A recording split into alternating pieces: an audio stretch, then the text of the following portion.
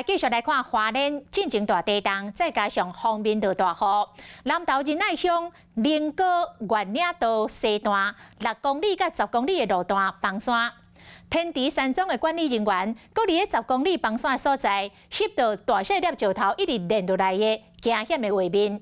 另外，例行产业道路嘛有大粒石头连落来车路，因为这段时间也受真侪疫情。 常常咧爬山的名医王树豪，就伫面册铺文章，讲为着安全起见，至少落雨季结束进前，伊暂时袂过去爬山。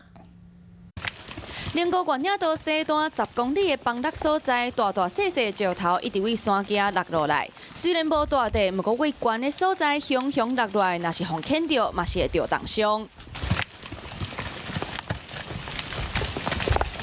林高月岭道西段风景真水，不过4月初3地震了后，疫情不断，加上几落天落大雨，真侪所在拢咧落石头，其中6公里和10公里的所在上介严重。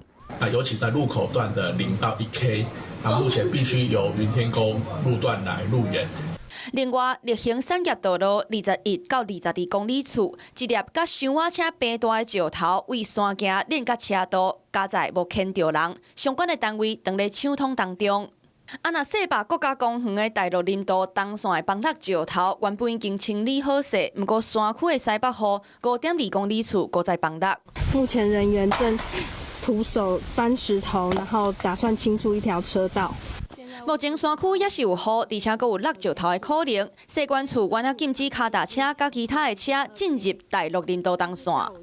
就连定定爬山的医生王树豪嘛，伫咧面册铺文，若是我今年就袂去爬玉山在内的台湾高山。一个是登山步道本身就可能会伤断，那第二个就是连外道路，连外道路本身可能会伤断或落死。你在每次上山前或上山前1、2个礼拜。 的时候，你就要去评估你的风险。昨昏下晡，花莲阁发生非常浅的地震，震央甚至是真外中央山尾，包括玉山、太鲁阁、西坝国家公园管理处，拢伫咧面册铺文讲先莫爬山。医生嘛呼吁讲，爬关山真正无遐尼重要，甲性命顾好才是上要紧。 Hello， 我是郑雅芳。想要抢先掌握最及时的新闻资讯吗？赶快订阅、按赞、开启小铃铛，锁定华视新闻 YouTube 频道。